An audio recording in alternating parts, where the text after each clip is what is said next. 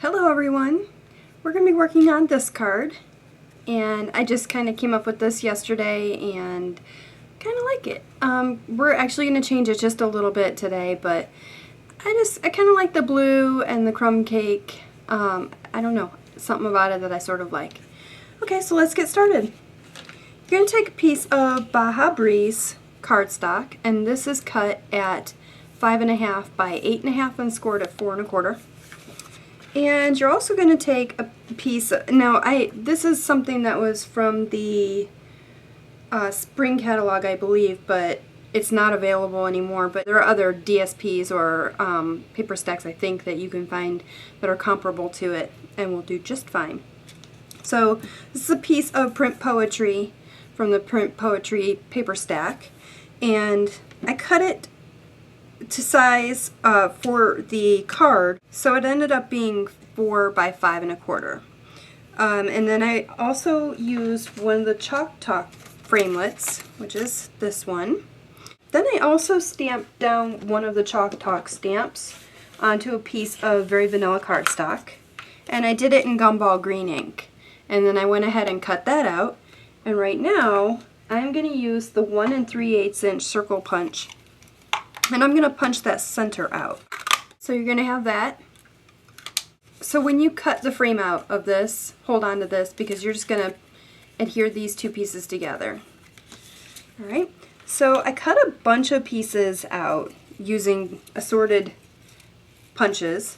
Let's see, so I took a piece of crumb cake and a piece of Baja Breeze, and I punched these pieces out using the 1 3/4 inch Scallop Circle punch. And I took another piece of crumb cake and Baja Breeze, and I punched that one out using the 1 1/4 inch Scallop Circle punch. And I took another piece of Baja Breeze and another piece of crumb cake, and I punched those out with the 7/8 inch Scallop Circle punch. Alright, so I cut in between each scallop just up a little bit, not too much, maybe about 1/4 inch or so, to about there, and I did it all the way around.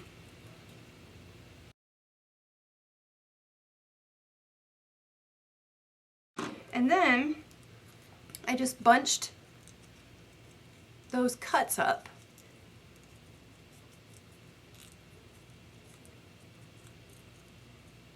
So that it looks like that. Okay? Now I'm going to take some glue, and I'm just going to adhere all of those pieces to each other. So I'm going to adhere the crumb cake, that's going to be the bottom, to the Baja Breeze, that's the same size.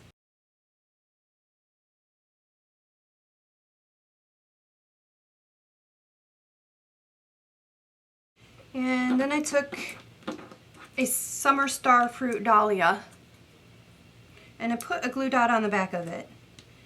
And I'm just going to put that in the center of that whole flower. Now I'm just going to adhere these two pieces together. Just like that. And I took a piece of crumb cake seam binding ribbon. This is the bottom portion right here. So the space that's a little wider, that's the portion that you're going to want towards the bottom of your card. And I'm just going to put a little bit of sticky strip on the back. Now the thing that I did different is, if you see that I did an accordion bunch or an accordion fold on the center portion of that ribbon, but I don't really love how that worked out. So I changed my mind and I'm just laying it flat this time. Alright, now I took a piece of Baja Breeze cardstock and the 1 1/4 inch Scallop Circle punch, and I punched one out, and then I did little dots using the Uniball gel pen, and I used some Gumball Green and the 1 inch circle punch. And using the Around Array stamp set, I used the For You stamp, which is right here, and I colored it in. The outside, the sort of scallops of the flowers, I used the Marina Mist marker. The next portion, which looked like kind of like leaves, I used the Gumball Green Stampin' Right marker.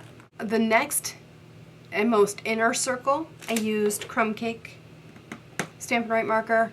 And then the For You words, I used Gumball Green again. And then I put a dimensional on the back of that one, and a dimensional on the back of the Gumball Green. And I'm just going to adhere those three pieces together. And then I'm going to go ahead and put a dimensional on the back of that. I think just for safekeeping, because I'm not sure how well this dimensional will stick to the ribbon, I'm also going to use a glue dot. I don't know how well that's going to work, but I figure adhesive to adhesive should stick pretty well.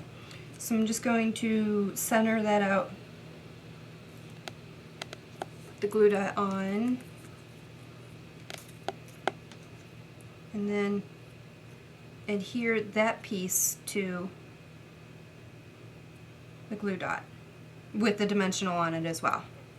I took some of the Simply Pressed clay, which comes in this packet, so you see how much there is. I've made a few buttons and flowers, and I still have a whole ton of this stuff left.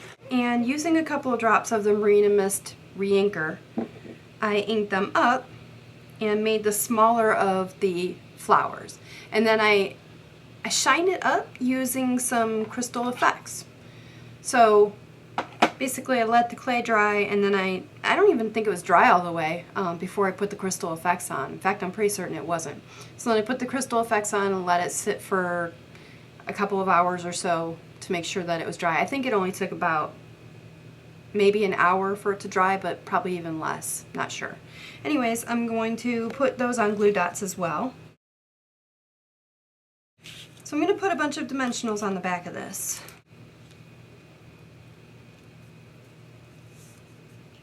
So I put one on each corner and then one sort of near the center to give it a nice dimension.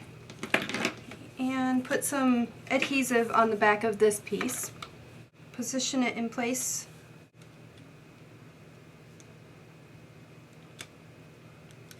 And press it down. And pop your top piece up a little bit. Now take a glue dot and put it on the back of your flower. Okay, give it sort of a little bit of a squeeze for dimension. And put your flower in the center. Give it a fold. And there you have it. That's all there is to it. It's pretty quick, pretty easy. I think the part that takes the longest is the clay for it to dry and harden, and then the crystal effects to dry, but you can always do that, set it aside, work on something else, and come back to it, and there you go. That's it for now. I hope you all enjoyed it. Until next time, happy stampin'!